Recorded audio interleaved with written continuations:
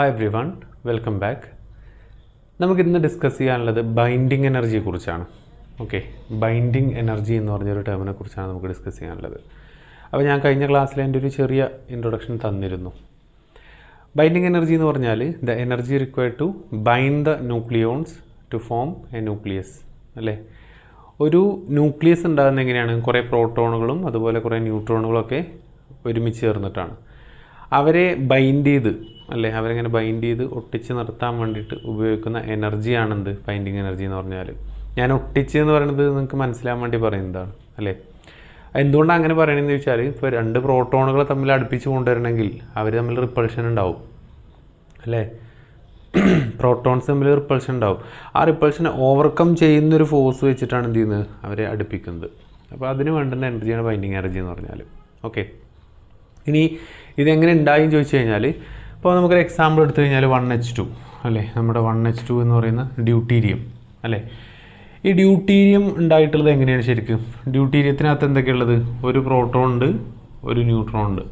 അല്ലേ, ഒരു പ്രോട്ടോണും ഒരു ന്യൂട്രോണാണ് ഡ്യൂട്ടീരിയത്തിനകത്തുള്ളത്. ഇനി ഈ പ്രോട്ടോണിൻ്റെ മാസ് നമുക്കറിയാം. മാസ് ഓഫ് പ്രോട്ടോൺ എന്ന് പറഞ്ഞാൽ എത്രയാണ്?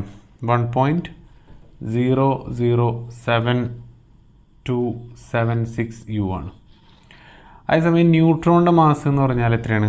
1.00865 U ആണ്.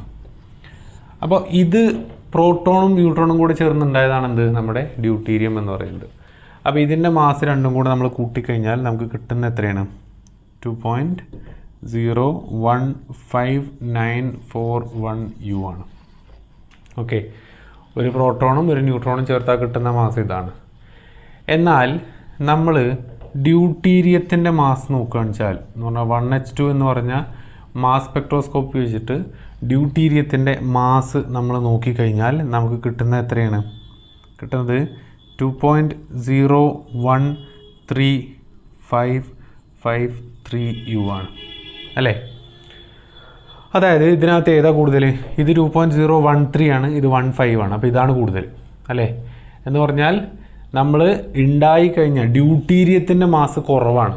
അല്ലേ, ഇതിൻ്റെ മാസ് കൂടുതലാണ്. അല്ലേ, എന്ന് പറഞ്ഞാൽ കൺസ്റ്റിറ്റ്യൂവൻറ്റ് ന്യൂക്ലിയോൺസിൻ്റെ മാസ് സെപ്പറേറ്റ് കൂട്ടുമ്പോൾ കൂടുതലാണ്. അതേസമയം ഉണ്ടായി വന്ന എന്താ പറയുക, ഡ്യൂട്ടീരിയത്തിൻ്റെ മാസ് കുറവാണ്.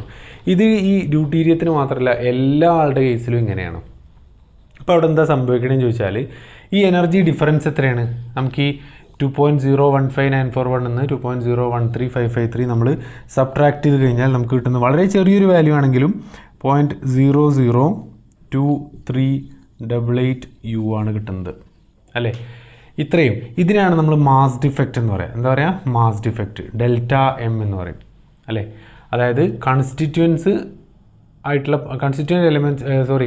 ന്യൂക്ലിയോൺസിൻ്റെ മാസ് കൂട്ടിക്കഴിഞ്ഞാൽ ന്യൂക്ലിയോണിൻ്റെ മാസുമായിട്ട് ഡിഫറൻസ് ഉണ്ട്. ആ ഡിഫറൻസിനെയാണ് നമ്മൾ മാസ് ഡിഫക്റ്റ് എന്ന് പറയുന്നത്. അല്ലേ, ഇനി ഈ മാസ് ഡിഫക്റ്റിൻ്റെ എനർജി ഈക്വലൻ്റ് നമ്മളിങ്ങനെ കാണുക. ΔE എന്ന് പറഞ്ഞാൽ എത്ര വരിക? Δmc² ഈക്വൽ ടു mc² വെച്ചിട്ട് നമുക്ക് എനർജി കണ്ടുകൂടെ? അപ്പോൾ എത്ര വരിക? 0.02388 U ആണ്. അല്ലേ, ഇതിനെ നമ്മൾ എനർജി ഈക്വലൻ്റ് ആക്കാൻ വേണ്ടിയിട്ട് നമുക്ക് എന്ത് ചെയ്യാൻ മതി? ജസ്റ്റ് 931.5 കൊണ്ട് മൾട്ടിപ്ലൈ ചെയ്താൽ മതി. 931.5 MeV കൊണ്ട് മൾട്ടിപ്ലൈ ചെയ്ത് കഴിഞ്ഞാൽ അതെപ്പോഴും ഓർത്ത് വെക്കുക കേട്ടോ. അതെങ്ങനെ വരുന്നത്? സിമ്പിളാണ്. നമ്മൾ mc² നമ്മൾ ഇലക്ട്രോൺ വോൾട്ടിലാക്കുന്നതിന് പകരം എന്ത് ചെയ്താൽ മതി? യുവിലുള്ള മാസിനെ, കിലോഗ്രാമിലുള്ള പറ്റില്ല, യു എന്ന് പറഞ്ഞ യൂണിറ്റിലുള്ള മാസിനെ നമ്മൾ 931.5 MeV കൊണ്ട് മൾട്ടിപ്ലൈ ചെയ്താൽ നമുക്ക് എന്ത് കിട്ടും? എനർജി ഇൻ ഇലക്ട്രോൺ വോൾട്ട് കിട്ടും. ഇത് കൂട്ടി നമ്മൾ മൾട്ടിപ്ലൈ ചെയ്ത് കഴിഞ്ഞാൽ എത്ര കിട്ടുന്നത്? 2.224 MeV ആണ്. 2.224 MeV ആണ്. അല്ലേ, ഇനി ഈ ഒരു എനർജി എന്ന് പറഞ്ഞാൽ ഇതിനൊരു സ്പെഷ്യാലിറ്റി ഉണ്ട്. ഇത്രയും എനർജി ഉള്ളൊരു റേഡിയേഷൻ നമ്മൾ ഡ്യൂട്ടീരിയത്തിലേക്ക് കൊടുത്തു കഴിഞ്ഞാൽ എത്ര? 2.224 MeV ഉള്ളൊരു റേഡിയേഷൻ കൊണ്ട് നമ്മൾ ഡ്യൂട്ടീരിയം ന്യൂക്ലിയസിനെ സ്ട്രൈക്ക് ചെയ്ത് കഴിഞ്ഞാൽ ഈ ഡ്യൂട്ടീരിയം എന്താവും? സെപ്പറേറ്റ് ആവും. പ്രോട്ടോണും ന്യൂട്രോണായിട്ട് അത് സെപ്പറേറ്റ് ചെയ്ത് പോകും. അതിൻ്റെ അർത്ഥം എന്താണ്? ഈ പ്രോട്ടോണിനെയും ന്യൂട്രോണിനെയും ഒട്ടിച്ച് വെച്ചിരിക്കുന്ന എനർജി എത്രയാണ്? 2.224 MeV ആണ്. അത്രയും എനർജി നമ്മൾ കൊടുക്കുകയാണെന്ന് വെച്ചാൽ, പുറത്തുനിന്ന് കൊടുക്കുകയാണെന്ന് വെച്ചാൽ എന്താണ്? അത് ബ്രേക്ക് ആവുമെന്നുള്ളതാണ്. That means this much of energy is required to bind the proton and neutron to form the deuterium അല്ലേ, അങ്ങനെ പറയാം. അതിനെയാണ് നമ്മൾ ബൈൻഡിങ് എനർജി എന്ന് പറയാം അല്ലേ. ഇനി ഇതിനെ നമുക്ക് എന്ത് ചെയ്യാം, ജനറലൈസ് ചെയ്ത് പറയാം അല്ലേ. അപ്പം മാസ് ഡിഫക്റ്റ് എന്താണെന്ന് ആദ്യം പറയണം അല്ലേ. മാസ് ഡിഫക്റ്റ് എന്ന് പറഞ്ഞാൽ എന്താണ്? The mass of a nucleus is always found to be less than the total mass of the nucleons contained in the nucleus. This is called mass defect and the energy equivalent of mass defect is called binding energy അല്ലേ. അപ്പോൾ നമുക്ക് ഇവിടെ എന്താ പറയുക, ഒരു nucleus ഉണ്ടെന്ന് എഴുതുക. XAZ എന്ന് പറഞ്ഞാൽ ഒരു ന്യൂക്ലിയസ് ഉണ്ടെന്ന് വിചാരിക്കുക അല്ലേ. ഇങ്ങനെ ന്യൂക്ലിയസ് ഉണ്ടെന്ന് വിചാരിക്കുക. ഇതിനകത്ത് എന്തൊക്കെയുള്ളത്? Z പ്രോട്ടോൺസ് ഉണ്ട്, പിന്നെയോ A-Z ന്യൂട്രോൺസും ഉണ്ട് അല്ലേ. ഇത്രയും ആളുകളല്ലേ ഇതിനകത്തുള്ളത്. ഇനി നമുക്ക് മാസ് ഓഫ് ദ ന്യൂക്ലിയസ് കാണാൻ പറഞ്ഞാൽ എന്ത് ചെയ്താൽ മതി? Z into mass of proton plus A-Z into mass of neutron ചെയ്താൽ പോരെ അല്ലേ. ന്യൂക്ലിയസിൻ്റെ മാസ് കാണാൻ പറഞ്ഞാൽ ഇങ്ങനെ ചെയ്താൽ പോരെ അല്ലേ, മതി. ഇനി നമ്മൾ ഈ പറഞ്ഞ X എന്ന് പറഞ്ഞ ആളുടെ മാസ് MX ആയിക്കോട്ടെ. MX എന്ന് പറഞ്ഞാൽ എന്താണ്? Mass of nucleus. XAZ എന്ന് പറഞ്ഞാൽ ന്യൂക്ലിയസിൻ്റെ മാസ് MX ആണെങ്കിൽ നമ്മളിപ്പോൾ ഒബ്റ്റെയിൻ ചെയ്തത് എന്താണ്? ഏതാ വലുത് എന്ന് പറഞ്ഞേ? ന്യൂക്ലിയസിൻ്റെ മാസ് കുറവാണ്, ഇത് കൂടുതലാണെന്ന് പറഞ്ഞേ അല്ലേ. അതുകൊണ്ട് എനിക്ക് ഡെൽറ്റ ഇ എന്ന് പറഞ്ഞ ഡെൽറ്റ ഇ അല്ല, ഡെൽറ്റ എം അല്ലേ. മാസ് ഡിഫക്റ്റ് ഡെൽറ്റ എം എന്ന് പറഞ്ഞാൽ എന്താണ്?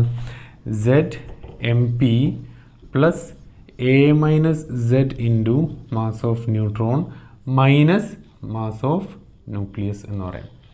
ഇതിനെയാണ് നമ്മൾ മാസ് ഡിഫക്റ്റ് എന്ന് പറയുന്നത്. ഈ ഫോർമുല ഇമ്പോർട്ടൻ്റ് ആണ് കേട്ടോ.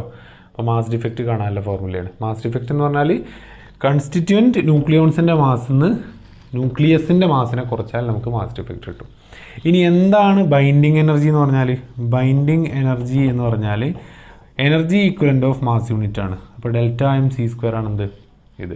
അപ്പോൾ ഞാൻ നേരത്തെ പറഞ്ഞു ഇതൊക്കെ നമുക്ക് യൂല തന്നിട്ടില്ല. ഇത് മാസ് ഓഫ് പ്രോട്ടോൺ യൂലാണ്, മാസ് യൂണിറ്റിലാണ്. മാസ് ഓഫ് ന്യൂട്രോൺ യൂലാന്ന് എഴുതുക. മാസ് ഓഫ് ന്യൂക്ലിയസും യൂല തന്നിട്ടില്ലെങ്കിൽ ഇതിനെ നമുക്ക് എനർജി ആക്കാൻ ജസ്റ്റ് എന്ത് ചെയ്താൽ മതി? 931.5 കൊണ്ട് മൾട്ടിപ്ലൈ ചെയ്താൽ മതി. ZMP plus A-Z into mass of neutron minus mass of nucleus into 931.5 MeV ചെയ്ത് കഴിഞ്ഞാൽ എനിക്ക് എന്ത് കിട്ടും? ബൈൻഡിങ് എനർജി കിട്ടും. അപ്പോൾ ബൈൻഡിങ് എനർജി കാണാനുള്ള ഫോർമുല ഇതാണ്. ക്ലിയർ ആണല്ലോ? അത് വെച്ചിട്ട് നമുക്ക് എന്ത് ചെയ്യാൻ പറ്റും? സിമ്പിളായിട്ട് നമ്മുടെ ബൈൻഡിങ് എനർജി നമുക്ക് കാണാനായിട്ട് സാധിക്കും. ഒരു എക്സാമ്പിൾ ഞാൻ നേരത്തെ ചെയ്തു. നമ്മുടെ ഡ്യൂട്ടീരിയത്തിൻ്റെ കേസ് ഞാനിവിടെ ഡിസ്കസ് ചെയ്തു അല്ലേ. ഇനി ഈ ബൈൻഡിങ് എനർജി കഴിഞ്ഞാൽ ഉടനെ നമുക്ക് ഡിസ്കസ് ചെയ്യേണ്ട ഒരു ഇമ്പോർട്ടൻറ്റ് ടേമാണ് binding energy per nucleon. Binding energy per nucleon. Binding energy per nucleon എന്ന് പറഞ്ഞാൽ ഒരു ന്യൂക്ലിയോണിനെ ന്യൂക്ലിയസിലേക്ക് ബൈൻഡ് ചെയ്തെടുക്കാൻ വേണ്ടുന്ന energy required to bind a nucleon into the nucleus അല്ലേ. ചുരുക്കി പറഞ്ഞാൽ ഇപ്പോൾ ഉദാഹരണത്തിന് ഡ്യൂട്ടീരിയം എത്ര 1H2 ആണ് ഡ്യൂട്ടീരിയം എന്ന് പറഞ്ഞാൽ അല്ലേ. ഇതിൻ്റെ എനർജി നമ്മൾ നേരത്തെ കണ്ടു. ബൈൻഡിങ് എനർജി എത്രയായിരുന്നു? 2.224 MeV ആയിരുന്നു അല്ലേ. ഇത് ഒരു പ്രോട്ടോണിനെയും ഒരു ന്യൂട്രോണിനെയും ഒട്ടിച്ചെടുക്കാൻ വേണ്ടുന്ന എനർജിയാണ്, ബൈൻഡ് ചെയ്തെടുക്കാൻ വേണ്ടുന്ന എനർജിയാണ്. അങ്ങനെയാണെന്ന് വെച്ചാൽ ഒരാളുടെ ഷെയർ എത്രയാണ്? 2.224 ഡിവൈഡഡ് ബൈ 2 അല്ലേ. എന്ന് പറഞ്ഞാൽ എന്താണ്? 1.112 MeV വരും അല്ലേ. ഇതാണ് binding energy per nucleon of deuterium എന്ന് പറഞ്ഞാൽ അല്ലേ. അപ്പോൾ സിമ്പിളായിട്ട് ബൈൻഡിങ് എനർജി പെർ ന്യൂക്ലിയോൺ എന്ന് പറഞ്ഞാൽ ബൈൻഡിങ് എനർജിയെ നമ്മൾ എന്ത് ചെയ്താൽ മതി? മാസ് നമ്പർ കൊണ്ട് ഡിവൈഡ് ചെയ്താൽ മതി അല്ലേ. എന്താ കാരണം? XAZ എന്ന് പറഞ്ഞൊരു എലമെൻറ്റ്, ഒരു ന്യൂക്ലിയസ് ഉണ്ടാകുന്നത് എങ്ങനെയാണ്? Z പ്രോട്ടോൺസും A-Z ന്യൂട്രോൺസും ചേർന്നിട്ടാണ്, അല്ലെങ്കിൽ A ന്യൂക്ലിയോൺസ് ചേർന്നിട്ടാണ് എന്തുണ്ടാകുന്നത്? ഈ എലമെൻ്റ് ഉണ്ടാകുന്നത് അല്ലേ. A ന്യൂക്ലിയോൺസ് ചേർന്നിട്ടാണ് ഈ ഒരു എലമെൻ്റ് അല്ലെങ്കിൽ ഈ ഒരു ന്യൂക്ലിയസ് ഉണ്ടാകുന്നത്. അതുകൊണ്ട് ഒരാളുടെ ഷെയർ എത്രയാണ്? ബൈൻഡിങ് എനർജിയെ നമ്മൾ A കൊണ്ട് ഡിവൈഡ് ചെയ്താൽ മതി അല്ലേ. അപ്പോൾ ബൈൻഡിങ് എനർജി പെർ ന്യൂക്ലിയോൺ എന്ന് പറഞ്ഞാൽ എന്താണ്? BE/A ആണ്. ഇതിനെ ചില ടെക്സ്റ്റ് ബുക്കിൽ BE ബാർ എന്ന് കൊടുക്കാറുണ്ട്. BE bar equal to BE/A എന്ന് പറയാം. ഇനി ഇതിനകത്ത് ഇമ്പോർട്ടൻ്റ് ആയിട്ടുള്ളൊരു കൺസെപ്റ്റ് ഞാൻ പറയാൻ പോവുകയാണ്. വളരെ ഇമ്പോർട്ടൻ്റ് ആണ്, ഒരുവിധ എക്സാംസിനൊക്കെ ചോദിക്കാറുണ്ട്. എന്താണത്? Binding energy curve. എന്താണ് ബൈൻഡിങ് എനർജി കർവ് എന്ന് പറയുന്നത്? ഭയങ്കര ഇമ്പോർട്ടൻ്റ് ആണ്. അതായത് ഇവിടെ നമ്മൾ മാസ് നമ്പർ ഈ ആക്സിസിൽ നമ്മൾ ബൈൻഡിങ് എനർജി പെർ ന്യൂക്ലിയോണും വെച്ച് വരച്ചാൽ കിട്ടുന്ന ഗ്രാഫിനെയാണ് നമ്മൾ ബൈൻഡിങ് എനർജി കർവ് എന്ന് പറയുന്നത് അല്ലേ. അപ്പോൾ ഇതിനകത്ത് നമ്മൾ എന്ത് ചെയ്യുക, ഗ്രാഫിൽ മാർക്ക് ചെയ്യുക. ഇവിടെ 0 ആണ്, ഇവിടെ 50, പിന്നെ 100, 150, പിന്നെ 200, 250 അങ്ങനെ പോകുന്നു കരുതുക. ഇതെന്താണ്, മാസ് നമ്പറാണ് അല്ലേ. അതേസമയം ഇങ്ങോട്ടേക്ക് നമ്മൾ എന്തെടുത്തു, ജസ്റ്റ് 1 2 3 4 5 6 7 8 അങ്ങനെ എടുത്തു എന്ന് എഴുതാം അല്ലേ. അങ്ങനെ എടുത്തു. ഓക്കെ, ഇതിങ്ങനെ ഇങ്ങോട്ടേക്ക് 9 വരെയൊക്കെ എടുക്കാം. ഓക്കെ, ഈ സ്കെയിലൊന്ന് നോട്ട് ചെയ്ത് വെക്കുന്നത് നല്ലതാണ്, ഓർത്ത് വെക്കുന്നത് നല്ലതാണ് കേട്ടോ. ഇങ്ങനെ എടുത്തു. ഇനി നമ്മുടെ പീരിയോഡിക് ടേബിളിലുള്ള എലമെൻസിനെ എല്ലാം കൂടെ വെച്ചിട്ട് നമ്മൾ ഇന്നലെ സ്റ്റെബിലിറ്റി കർവ് വരച്ചു. അതെന്തായിരുന്നു, സെഡും എന്നും തമ്മിലായിരുന്നു, ന്യൂട്രോൺ നമ്പറും പ്രോട്ടോൺ നമ്പറും തമ്മിലായിരുന്നു. ഇതങ്ങനെയല്ല, എയും ബൈൻഡിങ് എനർജി പെർ ന്യൂക്ലിയോണും തമ്മിലുള്ള ഗ്രാഫാണ്. അത് വരച്ച് കഴിഞ്ഞാൽ നമുക്ക് കിട്ടുന്നത് എങ്ങനെയാണ് മനസ്സിലാക്കാൻ വേണ്ടിയിട്ട് എളുപ്പത്തിൽ ഇങ്ങനെ കാണിക്കാം. ഇവിടെ ഒരു ഇങ്ങനെ ആക്കട്ടെ. ഇനി അതിനകത്ത് ഒരു 7ൻ്റെ അവിടെ ഇവിടെ ഇങ്ങനെ എടുക്കും. അപ്പോൾ ഈ ഗ്രാഫ് വരയ്ക്കാൻ എളുപ്പമാണ്. ജസ്റ്റ് 7ൻ്റെ അവിടെ ഇങ്ങനെ ഒരു പോയിൻ്റ് ഇടുക. അതുപോലെ ഒരു 8ൻ്റെ മുകളിലായിട്ട് 56 റേഞ്ചിൽ ഇവിടെ ഒരു ലൈൻ ഇടുക. അതുപോലെ ഒരു 7ൻ്റെ നേരായിട്ട് ഒരു 250 ഇവിടെ ഒരു പോയിൻ്റ് ഇടുക ഇങ്ങനെ. ഇനി എങ്ങനെ ഗ്രാഫ് വരയ്ക്കാൻ ചോദിച്ചാൽ ഇവിടുന്ന് ഇങ്ങോട്ടേക്ക് നേരെ ഇങ്ങോട്ടേക്ക്, ഓക്കെ, ഒറിജിനിലേക്ക് ഇങ്ങനെ വരാം. ഇനി അത് കഴിഞ്ഞിട്ട് ഇങ്ങനെ വന്നിട്ട്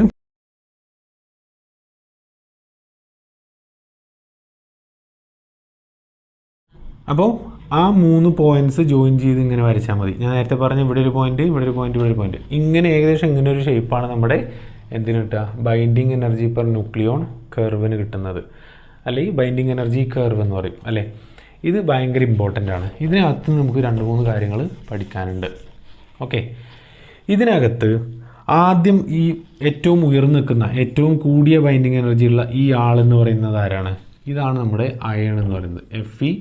Fe2656 എന്ന് പറയുന്നതാണ് ഇവിടെ നിൽക്കുക.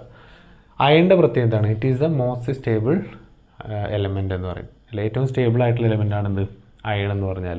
അയാളുടെ ബൈൻഡിങ് എനർജി എത്രയാണ്? ഒരു 8 പോയിൻറ്റ് സംതിങ് വരും കേട്ടോ.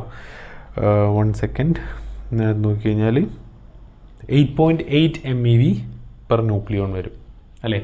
8.8 MeV പെർ ന്യൂക്ലിയോൺ വരുന്ന അയണാണ് ഏറ്റവും സ്റ്റേബിൾ ആയിട്ടുള്ളത്. മറ്റൊന്ന് ഇവിടെ കാണുന്നത് ഹീലിയം-24 ആണ്. ഇവിടെ ആരുണ്ടാവും? ഹീലിയം-24 എന്ന് പറഞ്ഞാൽ ആളുണ്ടാവും. നമ്മുടെ ഹീലിയം ഭയങ്കര സ്റ്റേബിളാണ്, നിങ്ങൾക്കറിയാലോ. അത് നമ്മുടെ എന്താ പറയുക, ഐഡിയൽ ഗ്യാസ് അല്ലേ, ഉത്കൃഷ്ടവാതകങ്ങളൊക്കെ വരുന്ന ആളാണ്. ഓക്കെ, ഇനി ഇവിടെ എങ്ങനെ ഇങ്ങോട്ടേക്ക് വരുമ്പോഴൊക്കെ എന്താണ്, നമ്മുടെ യുറാനിയം ആ പറഞ്ഞ ആളുകളൊക്കെ ഇവിടെ ഉണ്ടാവും.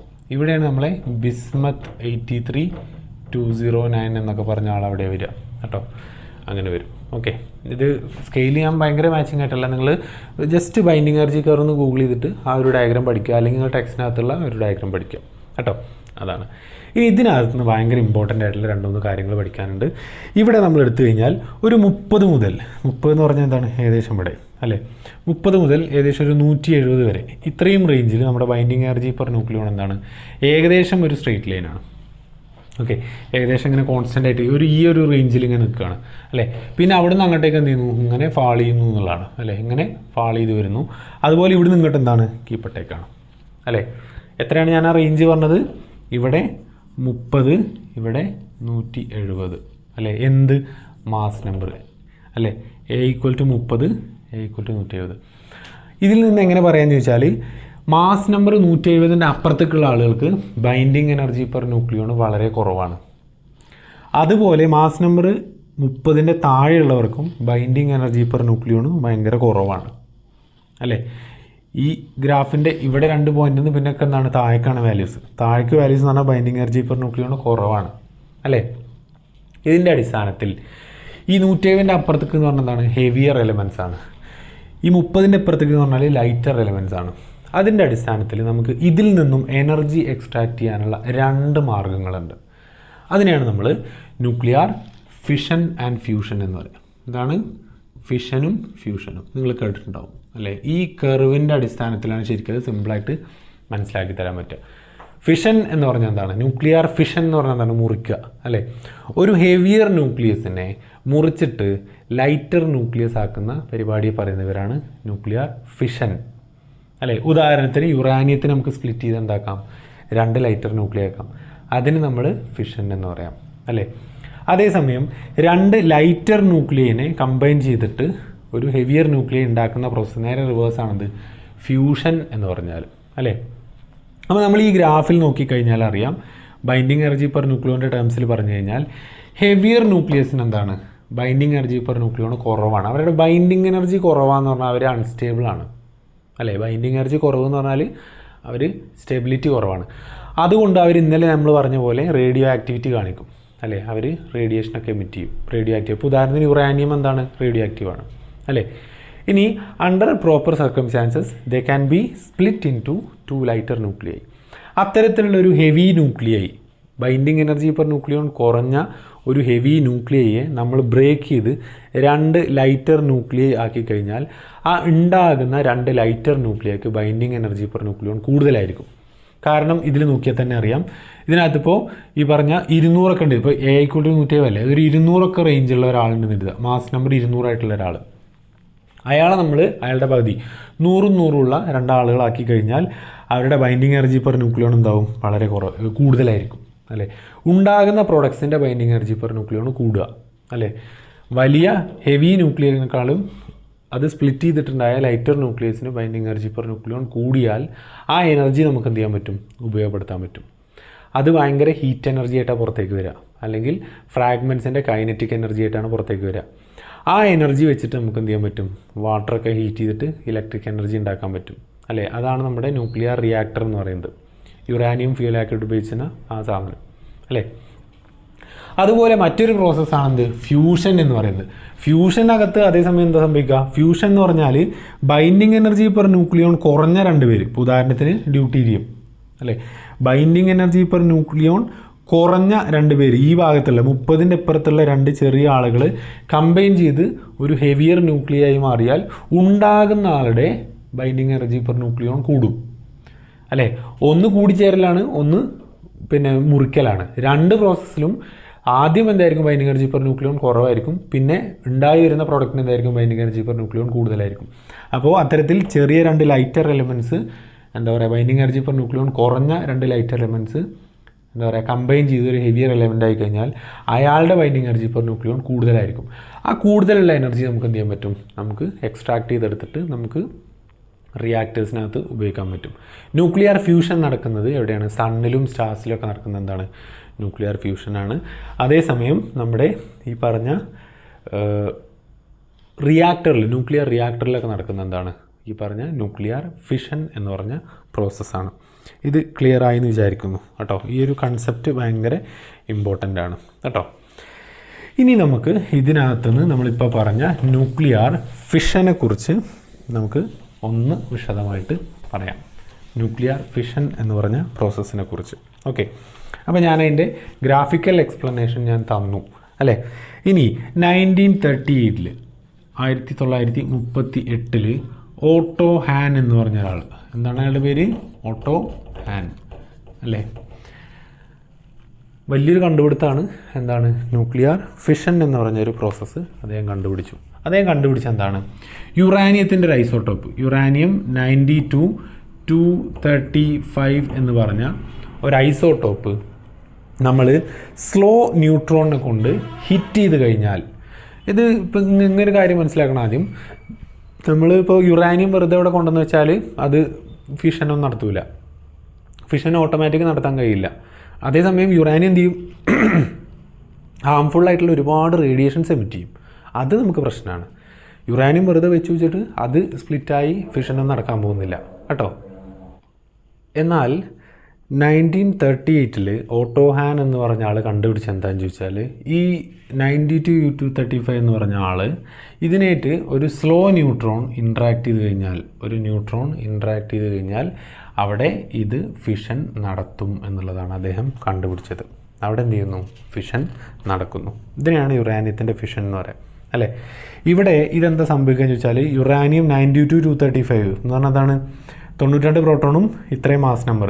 അപ്പോൾ ഒരു ന്യൂട്രോണും കൂടെ ഇതിക്ക് കൂടി എന്താ ചെയ്യുക, പിന്നെ ആറ്റോമിക് നമ്പർ മാറില്ല, ഇത് 92 തന്നെയാവും, ഇതെന്ത് ചെയ്യും 236 ആവും. ഇനി U92-236 എന്ന് പറഞ്ഞ ആളുടെ പ്രത്യേകത എന്താണെന്ന് ചോദിച്ചാൽ ഇയാൾ ഭയങ്കര അൺസ്റ്റേബിളാണ്. അതുകൊണ്ട് പെട്ടെന്ന് എന്ത് ചെയ്യും, സ്പ്ലിറ്റ് ചെയ്ത് 2 ലൈറ്റർ ന്യൂക്ലിയ ആയി മാറും അല്ലേ. അതാരൊക്കെയാണ്?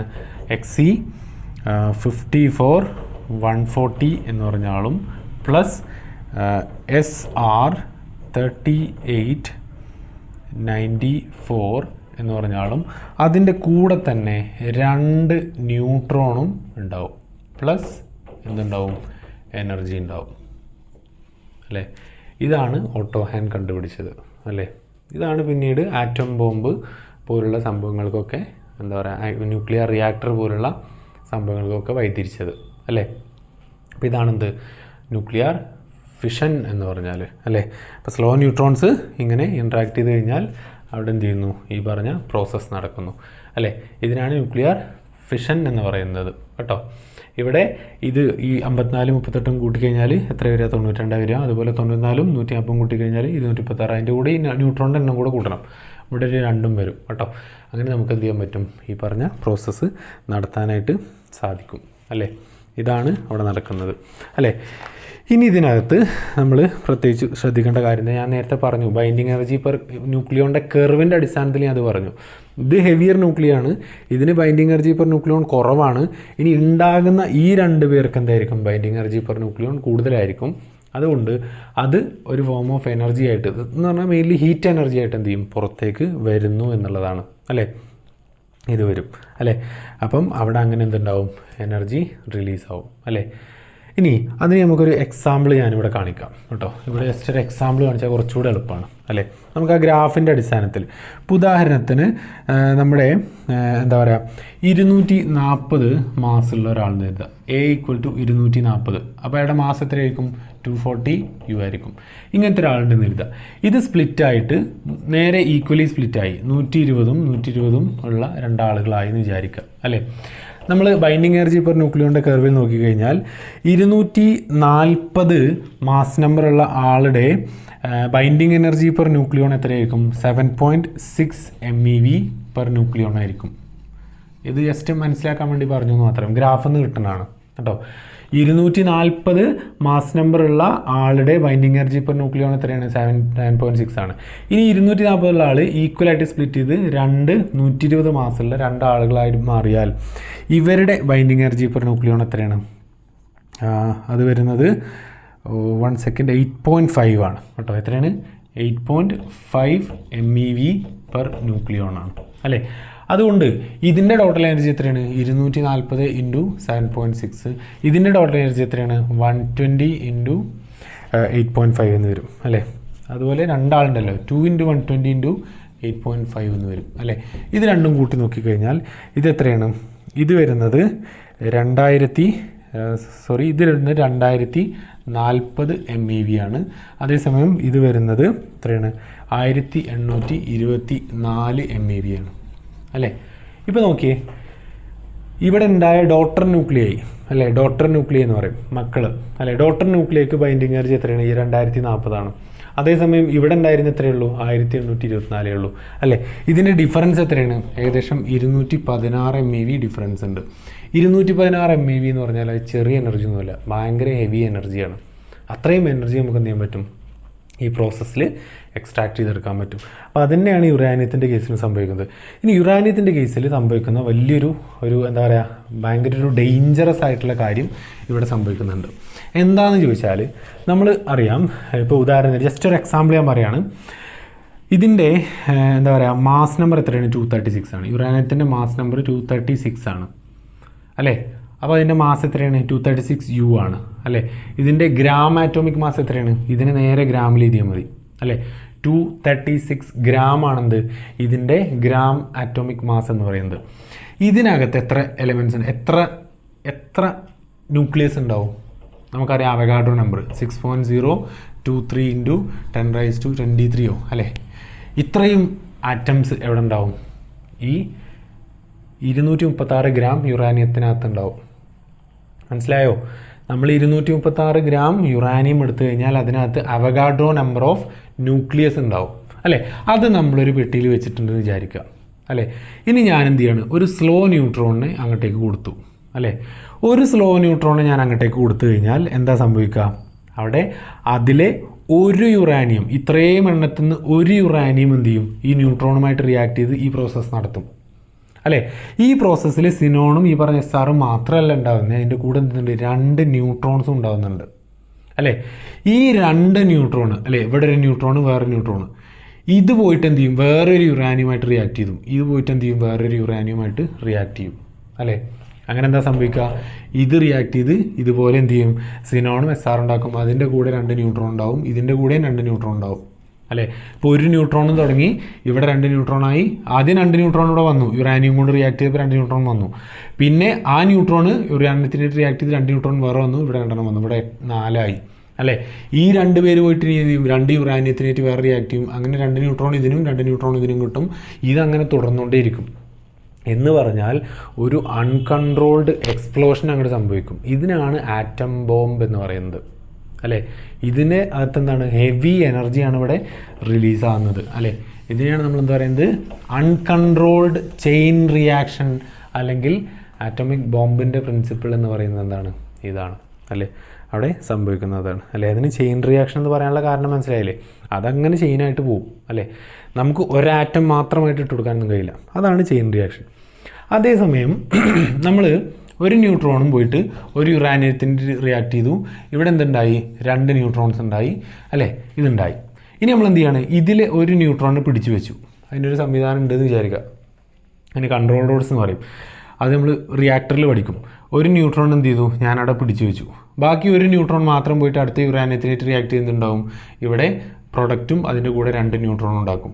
അതിനകത്ത് 2 ന്യൂട്രോണിന് ഞാൻ പിടിച്ചിട്ട് അത് പോയിട്ട് അങ്ങനെ കൺട്രോൾ ചെയ്ത് കഴിഞ്ഞാൽ ഇതൊരു കൺട്രോൾ റിയാക്ഷനാണ് അല്ലേ. ഉണ്ടാകുന്ന ഓരോ പ്രൊഡക്റ്റിനും ഓരോ ന്യൂട്രോണും ഇതെങ്ങനെ പിടിച്ചു വെക്കുക, അതെന്താണ്, കൺട്രോൾഡ് റിയാക്ഷനാണ്. ഇതാണ് നമ്മുടെ കൺട്രോൾഡ് ചെയിൻ റിയാക്ഷൻ എന്ന് പറയുന്നത്. ഇതാണ് നമ്മുടെ ന്യൂക്ലിയർ റിയാക്ടറിലൊക്കെ നടന്നുകൊണ്ടിരിക്കുന്നത് അല്ലേ, കൺട്രോൾ ചെയ്ത് നടക്കുക അല്ലേ. അതേസമയം രണ്ടാമത് പറഞ്ഞത് എന്താണ്, ആദ്യം പറഞ്ഞത് എന്താണ്, അൺകൺട്രോൾഡ് ചെയിൻ റിയാക്ഷനാണ് അല്ലേ. അൺകൺട്രോൾഡ് ചെയിൻ റിയാക്ഷനാണ് എന്തുണ്ടാകുന്നത്, നമ്മുടെ ഈ പറഞ്ഞ ആറ്റം ബോംബിനൊക്കെ കാരണമാകുന്നത് അല്ലേ. അത് ഇനി ഇതിനകത്ത് നമുക്ക് പഠിക്കേണ്ട ഒരു ടേമാണ് മൾട്ടിപ്ലിക്കേഷൻ ഫാക്ടർ. എന്താണ് multiplication factor? Multiplication factor K എന്ന് പറഞ്ഞാൽ എന്താണ്, K എന്ന് പറഞ്ഞാൽ number of neutrons in any one generation divided by number of neutrons in the preceding generation അല്ലേ. എന്താ പറഞ്ഞത്, മൾട്ടിപ്ലിക്കേഷൻ ഫാക്ടർ എന്ന് പറഞ്ഞാൽ അതായത് റിയാക്ഷൻ തുടർന്ന് പോവുമോ അതോ അവിടെ നിൽക്കുമോ അതോ പിന്നെ സ്ലോ ആയിട്ട് കൺട്രോൾഡ് ആയിട്ട് പോവുമോ അൺകൺട്രോൾഡ് ആയിട്ട് പോവുമോ എന്നൊക്കെ തീരുമാനിക്കുന്ന ഫാക്ടറാണ് എന്ത്, K, മൾട്ടിപ്ലിക്കേഷൻ ഫാക്ടർ. അതെന്താണ്, ratio of number of neutrons in any one generation to the number of neutrons in the proceeding generation. ഏതെങ്കിലും ഒരു സ്റ്റേജിലുള്ള number of neutrons divided by തൊട്ടടുത്ത സ്റ്റേജിലുണ്ടാകുന്ന ന്യൂട്രോൺസിൻ്റെ എണ്ണം. ഇതിനെയാണ് എന്താ പറയുക, നമ്മുടെ മൾട്ടിപ്ലിക്കേഷൻ ഫാക്ടർ എന്ന് പറയാം അല്ലേ. ഇനി K = 1 ആണെങ്കിൽ, K = 1 ആണെങ്കിൽ എന്താണ്, ആ റിയാക്ഷൻ എന്ന് പറഞ്ഞാൽ സ്റ്റഡിയാണ്. അതിന് നമ്മൾ എന്ത് പറയും, ക്രിട്ടിക്കൽ എന്ന് പറയും. എന്താ പറയുക, ക്രിട്ടിക്കൽ എന്ന് പറയും അല്ലേ. അതേസമയം K > 1 ആണെച്ചാൽ എന്താണ്, ഇതിന് നമ്മൾ സൂപ്പർ ക്രിട്ടിക്കൽ എന്ന് പറയും. എന്താ പറയുക, സൂപ്പർ ക്രിട്ടിക്കൽ. ഇതാണ് നമ്മുടെ അൺകൺട്രോൾഡ് ചെയിൻ റിയാക്ഷൻ. K > 1 ആയി കഴിഞ്ഞാൽ നമുക്ക് അടുത്ത സ്റ്റേജിൽ ന്യൂട്രോൺസ് അവൈലബിൾ ആയിട്ട് വരും, അപ്പോൾ റിയാക്ഷൻ അങ്ങനെ തുടർന്നുകൊണ്ടേയിരിക്കും അല്ലേ. അതേസമയം K < 1 എന്ന് പറഞ്ഞാൽ ഇതിനെ പറയുന്നവരാണ് സബ് ക്രിട്ടിക്കൽ. എന്താ പറയുക, സബ് ക്രിട്ടിക്കൽ എന്ന് പറയും അല്ലേ. ആ റിയാക്ഷൻ എന്താണ്, അത് തുടരില്ല അല്ലേ. എന്ന് പറഞ്ഞാൽ ഉണ്ടാകുന്ന 2 ന്യൂട്രോണിനെ നമ്മൾ പിടിച്ച പോലെയാണ്, അവിടെ റിയാക്ഷൻ നിൽക്കും. അപ്പോൾ സബ് ക്രിട്ടിക്കൽ എന്ന് പറഞ്ഞാൽ ഒരു റിയാക്ഷൻ മാത്രം നടന്ന് സ്ലോ ഡൗൺ ചെയ്യുന്നത് ഈ റിയാക്ഷൻ ഇല്ലാതാവും അല്ലേ. പിന്നെ ക്രിട്ടിക്കൽ എന്ന് പറഞ്ഞാലോ ഒരു ന്യൂട്രോണിനെ മാത്രം പിടിച്ചിട്ട് ബാക്കി റിയാക്ഷൻ അങ്ങനെ നടന്നു പോകും അല്ലേ. ഇനി സൂപ്പർ ക്രിട്ടിക്കൽ എന്ന് പറഞ്ഞാലോ റിയാക്ഷൻ കൺട്രോൾഡ് അല്ലാതെ അൺകൺട്രോൾഡ് ആയിട്ട് അങ്ങനെ ചെയിൻ റിയാക്ഷനായിട്ട് നടന്നു പോകും. ഇതിനാണ് ഈ പറഞ്ഞ മൾട്ടിപ്ലിക്കേഷൻ ഫാക്ടർ എന്ന് പറയുന്നത്. ഇനി ഈ പിന്നെ ഫിഷൻ നടക്കുക യുറാനിയത്തിൽ മാത്രമൊന്നുമല്ല, വേറെയും എലമെൻറ്റ്സിൽ എന്തുണ്ട്, ഫിഷൻ നടക്കുന്നുണ്ട്. പക്ഷേ നമ്മൾ സക്സസ്ഫുള്ളായിട്ട് ഈ പറഞ്ഞ ഫിഷൻ റിയാക്ഷൻ നടത്തി നമ്മൾ റിയാക്ടറിലൊക്കെ നടത്തുന്നത് എന്താണ്, ഈ പറഞ്ഞ യുറാനിയം വെച്ചിട്ടാണ്. യുറാനിയത്തിൽ മാത്രമല്ല വേറെ എലിമെൻറ്റ്സ് അതിനകത്ത് ഉണ്ട് എന്നുള്ളതാണ് കേട്ടോ. അപ്പോൾ ഇത്രയും കാര്യങ്ങൾ വ്യക്തമായെന്ന് വിചാരിക്കുന്നു. ഓക്കെ, ഈ ചാപ്റ്റർ കുറച്ച് ലെങ്തിയാണ്. എന്തായാലും നമുക്ക് വൈകാതെ തന്നെ ഇത് വൈൻഡപ്പ് ചെയ്യാമെന്ന് വിചാരിക്കുന്നു. മറ്റൊരു ക്ലാസ്സുമായിട്ട് പിന്നീട് കാണാം. Thank you all.